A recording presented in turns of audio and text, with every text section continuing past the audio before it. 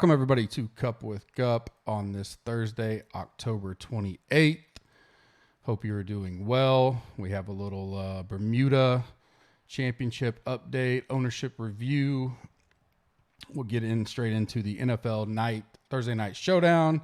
Should be a great game, although some injuries have hindered it just a little bit. My monkey knife fight picks for tonight.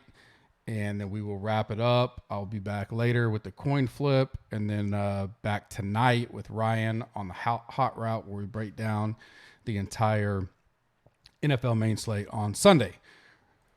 Join right now, anytime. Use the code CUP, get 20% off. Includes a 7-day free trial. Great community. Come join. Come check it out. Come check out all the new tools. Lineup Optimizer. Rate and review us on iTunes. We really appreciate that. Even the negative ones. I saw, took some feedback from Go Less Go. Gave me a little 1-star, but I appreciate it. I'll take the feedback. I'll try to keep the intro a little bit shorter with the ad reads and stuff like that. But even if you leave something bad, that's fine. We'll just keep rolling with it. If you haven't, rate and review us. Hopefully you can give us a 5-star. Get out there and help us out on that. Like and subscribe to us on YouTube. Tell me in the comments your favorite captain play tonight. That'll get you into a drawing. I have 4 more winners at the end of the pod for Millie Maker tickets for tonight's Thursday night football. If you are a member, hit me up in the GC Warrior Room and I will get you that. If you are not a member and you win, just DM me on Twitter or something and I'll get it to you before, so you can get it locked in reserve for tonight. Underdog right now this week, they kicked off a deposit up to $100, get a $100 free match. They have daily pick'ems for virtually every sport: college football, PGA, NFL, NHL, NBA, MLB, esports, all kinds of stuff. So go check them out. You can parlay up to, you can mix and match on the parlays, which I really like. So you're picking over and unders in any sports. You can do all one sport or mix and match them. You can get up to 20x your money depending on how many selections you get. Really easy. Use that in the description. Use that code GUP to get that free $100 up to $100 with a $100 deposit. Let's build the bankroll there before the NFL best balls come back in May. Bermuda Championship. Looks like the weather is kicking their butt. I kind of feel like I'm there right now. We are having 40 to 60 mile an hour wind gusts today here in Oklahoma. So I can sympathize with them a little bit, although I am not going to play golf in it. They are going to have to battle through it. Right now, Bo Hogue, we talked about his grinding this week on the pods, is leading at -3. There's only 5 guys under par, and there's only 21 guys that are even or better right now. So Nick Watney, when I came on, was the only one that was in the house at -1. We got Ekrot -1, Lebiota even, Pendrith even. Those were some first-round leader bets. Maybe Ekrot can get in there, sneak in, get us a little 66-1 first-round leader. Russell Knox +2. He was kind of popular. Hubbard was talked about a lot this week, +3. Ownership wasn't. There was a few I missed up top, mix and match. So I was heavier on Fitzpatrick and Knox than the field. And then Bezadenhout and Mito were the field was heavier than what I thought they would be. So those 4 basically flip-flopped, kind of the ownership type of deal. Guido was less than I would have expected. He's he's been a DFS darling. Maybe it's because he's been overseas a little longer. Doesn't get over here as much as like Higo does. Who else was? Duffner only came in at 8.8. I had him closer to 13. That was close. Vaughn Taylor I was way high on. I even second questioned this one yesterday, but that's my fault. He came in sub 5. I was a lot higher on him than that. Then after kind of like the top 20 or 30, really no big surprises. Probably the 2 biggest would be Uline, which I liked him. I think I put him as a flyer yesterday in the maybe the Glorious Nucleus or Gup's Final Thoughts. I had him 2.7. He came in at 9.9. So that kind of surprised me a little bit. Sig doesn't surprise me because he's kind of one of those new names that people like. Watney was the other one. Had him at 3.9. He came at 9.6. So a few guys, and this fall swing is definitely hard, but I think what was my R squared overall? 87.2. I'll take that in the fall swing. There's not as many guys in the pool and as many different people playing. So a few swings here or there can really throw things off, but I'll take 80-something% any week in the fall. Goal is 90, especially when we get to the main season. Last 3 weeks of the season before we get a little break. Mayakoba, Victor Hovland, defending champion. Houston Open, Ortiz is the defending champion. RSM Classic, Robert Streb is the defending champion. And then we get a break. I guess we get the Hero World, but that's 19 guys or something. It's not a PGA event per se, but and so we're basically off until Tournament of Champions in January. And our focus November and December will be college football bowls, NFL, final grind, getting towards the playoffs, all that kind of stuff. NASCAR has 2 weeks left, this week and next week.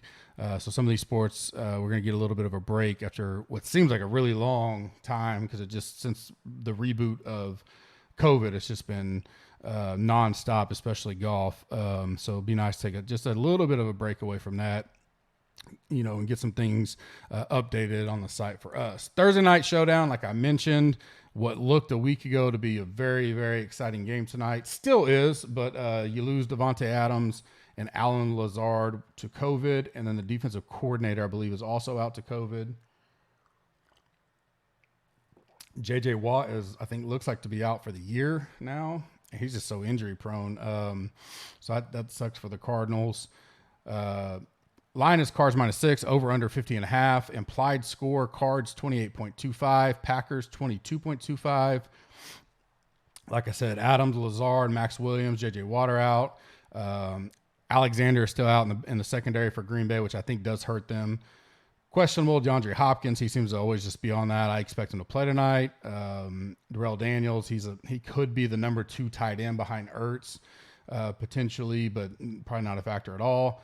And then MVS is probably the big one, especially with all the other ones. He flew with the team, expected to be activated off the IR.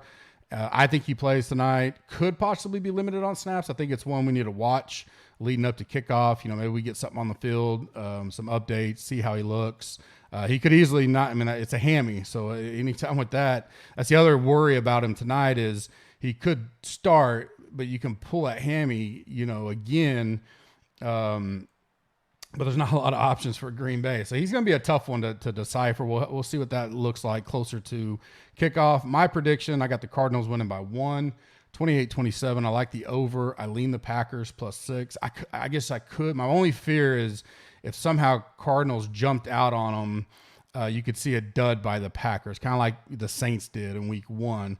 Being primetime, though, with Rodgers, and he's 6-0 without Devontae Adams. So I think sometimes he takes it as a challenge. And if this was a Sunday afternoon game, probably a different story. But having the whole world watch you, basically, I think he'll be fired up, and I think we'll see a competitive game. He'll have weapons to throw to. They may use more double tight ends. They may use more of Aaron Jones out of the backfield, and A.J. Dillon gets used out of the backfield some. So you could see a lot more usage from running backs, tight ends tonight. I'm still thinking it's going to be a great game, and it'll be high scoring, and we'll see the winner determined in the fourth. I don't think it'll be a blowout. I think it's been a close game coming down to the end. Some some catchers that are available tonight that we may take a look at, depending on how everything shakes out. MVS, like I said, he'll probably be the clear number 1 if he starts. Tunyon's there. He could get some more usage. Randall Cobb, we know he is kind of a security blanket for Rodgers. So he could definitely be – I'll probably lean Cobb a little bit over MVS unless we just get a report that he feels great or something. But anytime with the hammy, it worries you just a hair. And we'll have to see if MVS is active. I think people jump to him. And the ownership there could be a little bit favored towards Cobb. St. Brown, he's cheap. Him and Rodgers will probably share some time at the third wide receiver. I lean a little bit St. Brown there. Both are $900 and $600, so good cheap prices. Mercedes Lewis could be a good pivot, $1,000 on the flex spot. And then Malik Taylor, maybe I went $300. You don't have to go really cheap tonight because you have all these other options to get in there. Kyler's going to be on the slate. Anytime he's on a showdown slate, he's going to be viable for captain, especially now with the way he's spreading it out. I do think, I think we'll see a Hopkins big game at some point, 30-point plus game. I don't know if it's tonight or not. No Alexander, kind of, maybe going Captain Hopkins is an option. The way that he's been spreading it out on offense, it makes you think I'll go Kyler, maybe pick one target or go with the running backs, and hope he continues to spread it out so he gets, the majority of it. Aaron Jones looks like a great play. He'll probably be high owned, and especially a good captain play being as cheap as he is. He's almost $4,500 cheaper than Kyler. Should get a lot of usage. They'll probably use him more. MVS and Cobb, maybe those could be sleepers. I don't know if you got to get too cute tonight on that. Rodgers is always viable on slates like this. And like I said, Hopkins, I think, could be a good pivot at the captain. I don't think he'll be as high owned as those other guys. Like I said, the interesting thing about tonight is it feels like an MME night, but if you do go 1 to 3 max type stuff, nailing down the who's going to get, you got Christian Kirk, Chase Edmonds, AJ Green, Zach Ertz, Rondale Moore for the Cardinals, without Adam. Normally it's like Adams is the target monster, so it kind of eases up there. Well, now with Adam, you're going to have Tanya, like I just mentioned all those guys. So a lot of weapons on both sides of the ball, which makes it, a little tougher in a showdown atmosphere, especially if you're just going a bullet or 3 max. Ideally you'd go MME, you get your core, whichever way you want to go, who you're going to go a captain, and just spin off all these other combos of these guys that, a Kylan Hill could get a few carries, and a Mercedes Lewis, like I mentioned, could break the slate. Guys I'm probably not as high on. Connor, because he's priced higher than Edmonds, I don't like that. He's so TD dependent. I don't know if I go there. Kickers could be. I think we see a lot more touchdowns tonight, so I'm not as high on the kickers. Defenses are cheap enough, but there's so much cheap plays on this slate with Adams being out. I don't know if you have to force that. You could get there. I don't think it's going to be I just don't see a scenario of it being too low of a scoring game. So I probably light on those, if not pass. I think A.J. Dillon's a good play. I think with Adams out, they're going to use that running backs, not only carries, but out of the backfield. And both of them have caught balls this year. So I think those are all in play tonight. Should be a great game. I think it goes over. So I think we see a lot of scoring. I think Rodgers, he likes challenges like this to prove, hey, I don't have my best player, but I can go out there and get it done. And back to like a few weeks ago, I talked about it with the premium members. I could see another night where he goes, this is why I told you guys to bring Cobb in, just like he did the first game when I think it was the first game MVS missed. Cobb had a monster game, and I was all over him that week. I could see that point. If nothing else, I kind of like Cobb to at least get a touchdown tonight. Speaking of that, Monkey Knife Fight picks, like I said, deposit $100, get $100 with them also, up to $100, dollar for dollar match. Use the code GUPS. All these promos are in the description. Go check them out. I have 2 plays tonight. My first one is a more or less 3.6x your money. I like Aaron Jones over 18.5 fantasy points, and I like Hopkins over 16.5 fantasy points. My second one is a TD dance. It pays 4x your money. And I took Aaron Jones, Hopkins, and Cobb, those 3 to combine for over 2.5 touchdowns. That gets you 4x your money. So if we hit both of those, 7.6x night, go ahead, deposit some money right now.